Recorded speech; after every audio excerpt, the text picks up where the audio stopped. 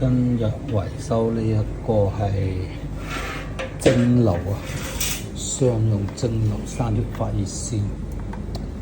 咁其中有個窿漏水，所以嗰個位置霉咗，幫我重新就翻大啲呢個窿。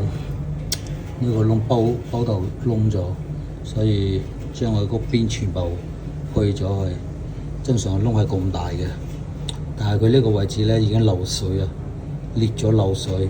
咁我哋而家就攞個嘢幫我將呢個窿開翻大，足足開咗1個鐘有多，頂後悔死啊！呢啲鐵唔係咁簡單，唔容易開窿啊！足足開咗成個鐘，因為可能我架撐唔齊全啦。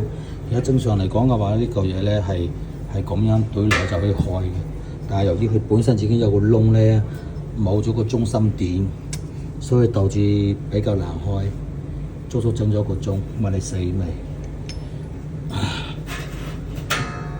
好，而家就基本 OK 嘅，係啦，開到個窿嘅。唉，因為佢呢啲位置裂咗漏水啊，所以只能夠將佢喺原基礎上面再擴大個窿。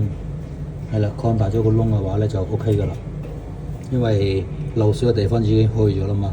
咁我哋而家切咗佢嘛，等於係相對嚟講就係叫切咗佢嘛。好啦，維修蒸爐、維修蒸櫃啊，鎮雲電器維修。